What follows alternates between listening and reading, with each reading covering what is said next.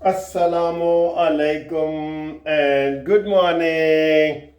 जी जनाब अली, आपकी good morning होने वाली है। क्या हाल है? खैरियत है?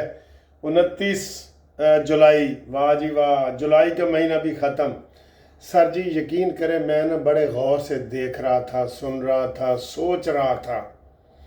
मैंने कहा यार, इस वक्त अचानक पाकिस्तान को इंडिया से जंग जीतने के बाद जो हालात तब्दील हुए हैं, हर पाकिस्तानी को सजदा शुक्र करना चाहिए। हर पाकिस्तानी को कि जनाब पाकिस्तान की शान बान आन में इतना इजाफा हुआ है। और ना सिर्फ ये नहीं कि कोई सियासी फ़ायदा हुआ है, इंडिया जलील होके पीछे चला गया है, पाकिस्तान पीछे से आगे आ गया है। तो ये बहुत बड़ी बात है। और ये फिर क्रेडिट जिसको मिलता है ना सर, जो लीडर होता है उसको क्रेडिट मिलता है। सियासी हिसाब से अगर देखे जाए तो इसका क्रेडिट शहबाज शरीफ को जाता है, और मिलिट्री के हिसाब से देखा जाए तो इसका क्रेडिट हाफिज सैयद आसम मुनीर को मिलता है, फील्ड मार्शल इसको मिलता है। तो ये जो ना, ये ऐसी बात नहीं है। हिस्ट्री में ऐसी चीज़ें कभी कभी आती हैं, कभी कभी आती हैं हिस्ट्री में ऐसी चीज़ें जो बंदे को जो ना बिल्कुल एक टर्निंग पॉइंट होता है, जिसको बंदा कैश करवाता है, उसको कामयाब करवाता है।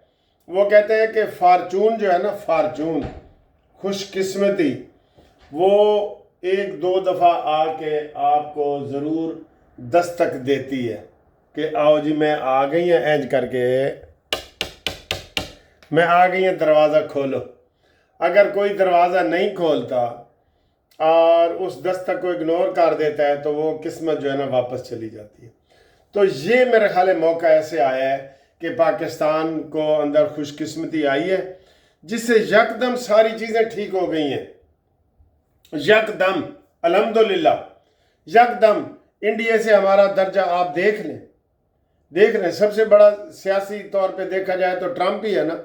27 मरतबा वो पाकिस्तान की तारीफ कर चुका है, और इंडिया को अभी भी मैं देख रहा था, ये बल्कि लगा हुआ है उनका जो वो वज़ीर ख़ारजा है, वो कि जनाब अली वो हमने ऐसा नहीं किया, तो वो वजाहतें दे रहे हैं मोदी की। मैंने तो वैसे पेशन गोई की थी कि मोदी की हुकूमत नहीं रहेगी, क्योंकि मोदी ने जिस तरह कौम से झूठ बोला है और जिस तरह अमेरिका के सामने घुटने टेके हैं कि जनाब बस करो, पाकिस्तान को हमला बंद करें, ऐसी कामयाबी मिली है पाकिस्तान को अल्हम्दुलिल्लाह।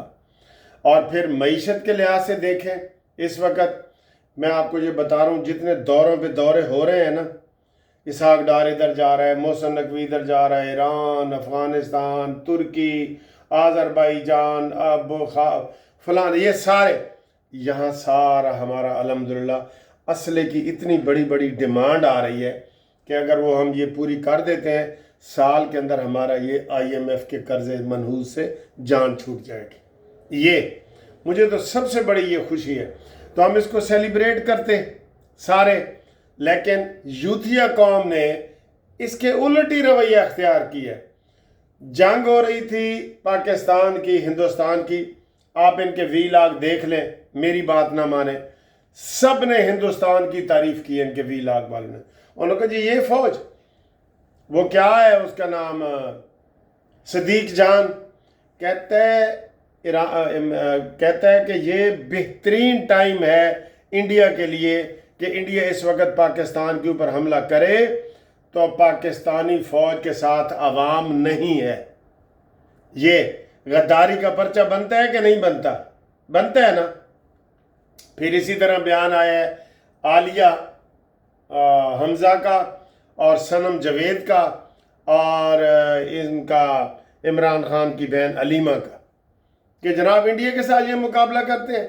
ये रोते हुए आएंगे कि हमें बचाओ, इमरान के पास आएंगे, इमरान हमें बचाओ। शुक्र है नशई से जान छूटी है भाई, शुक्र करते हैं हम नशई से जान छूटी है। अल्लाह ना करे कि दोबारा वो आए। तो इन लोगों को पकड़ना चाहिए था। ये जो सदीक जवेद जान है ना, सदीक जान, इसको पकड़ें, इसके ऊपर गद्दारी का मुकदमा करें।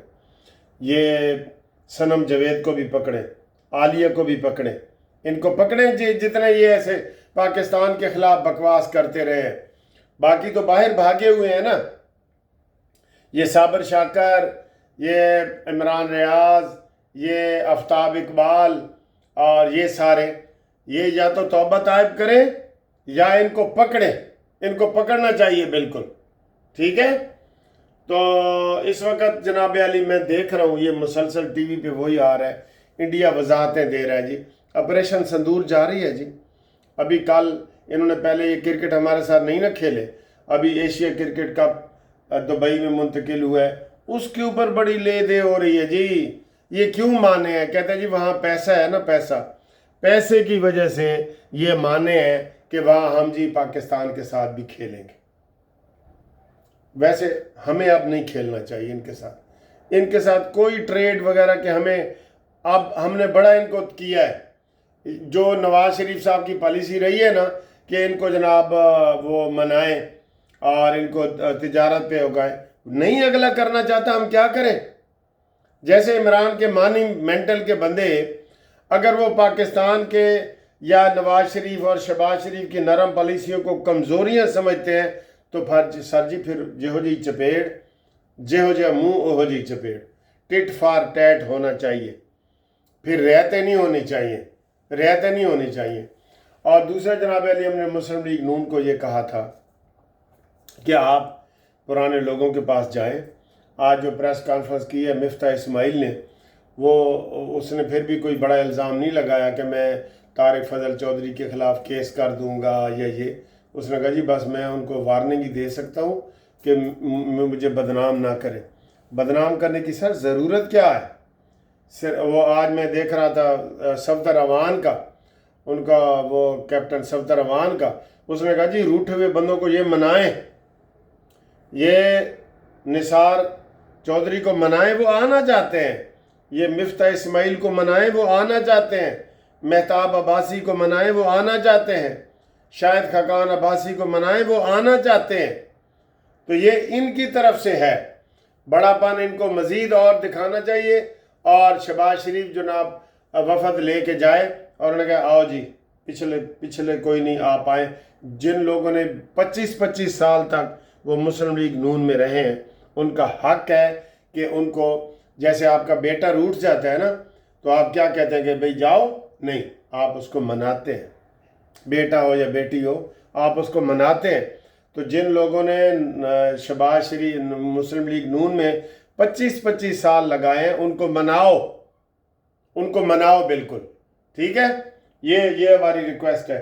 اور باقی ایک ریکویسٹ میں نے کی تھی کہ لاہور میں ایک تو سینٹ کی سیٹ خالی ہوئی ہے اور ایک جو ہے وہ قومی اسمبلی کی سیٹ خالی ہوئی ہے میاں اظہر کی، ٹھیک ہے؟ زیادہ امکان تو یہ ہے کہ حماد اظہر یہی کہہ رہا ہے کہ جی مجھے ادھر الیکشن لڑنے دو اور میں نون لیگ میں آتا ہوں، چلیں ان کو بھی آنے دیں، میں کہہ رہا ہوں نا ان کو بھی آنے دیں، اس کی تو ابھی ایج بھی تھوڑی ہے، اس کو آنے دیں، ٹھیک ہے؟ اور سعد رفیق کو اگر وہ کہتا ہے کہ مجھے یہی ٹکٹ دیں نون لیگ کی طرف سے، میں لڑنا چاہتا ہوں، تو اس کو لڑنے دیں، ٹھیک ہے؟ اور سعد رفیق جو ہے ان کو پھر سینٹ میں پہنچائیں۔ سعد رفیق کو اتنی دیر آپ نے باہر نہیں رکھنا چاہیے تھا، ضمنی الیکشن ہوتا ہے۔ شاہد خاقان عباسی مری سے الیکشن ہار گیا تھا نا، تو لاہور میں خود میں نے اس کے جلسے میں تقریر کی تھی، ہم نے اس کو ادھر سے جتوایا نا نون لیگ نے کہ بھئی یہ بندہ بڑا اہم ہے، تو سعد رفیق بھی بڑا اہم بندہ ہے، تو سعد رفیق کو جناب سینٹ میں پہنچائیں، قومی اسمبلی میں لڑائیں۔ وزیر آباد میں سیٹ خالی ہو گئی ہے، میں لاہور کی بات کر رہا ہوں سعد رفیق کے لیے، یا سینٹ کا بنتا ہے۔ تو سعد رفیق جیسے سیزنڈ جو پالیٹیشین ہے، جو اسٹوڈنٹ لائف سے پالیٹکس کر رہے ہیں، ٹھیک ہے؟ جب سعد رفیق ایم اے کالج کا صدر تھا، میں اسلامیہ کالج سول لائن کا صدر تھا، اور ہم اس وقت کے آپس میں ہم ایج فیلو ہیں، ہمارا بڑا وہ ہے، 2-3 سال سعد رفیق صاحب مجھ سے چھوٹے ہیں۔ تو لیکن سعد رفیق صاحب صحیح سیاست کو سمجھنے والے ہیں، ٹھیک ہے؟ وہ مانی مینٹل کی طرح نہیں ہے کہ جی 52 سال میں آ کے سیاست شروع کی اور پہلے کرکٹ اور پلے بوائے رہا ہے اور پھر اچانک ہی جناب سارا کچھ ہو گیا۔ ابھی ادھر میں اپنے ایک دوست سے بات کر رہا تھا، انہوں نے کہا یار عمران خان کو سیاست نہیں آتی، میں نے کہا بالکل نہیں آتی، میں اس چیز کا ہوں کہ اس کو بالکل ہی نہیں آتی سیاست، ٹھیک ہے نا؟ تو ایسے جو سیزنڈ لوگ ہیں ان کو کہیں جانے نہ دیں، اور ان کو اپنے ساتھ شامل کریں.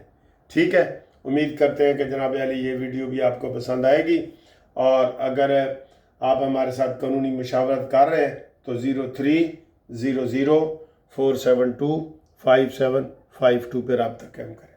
Thank you. Munsif Awan, advocate, supreme court.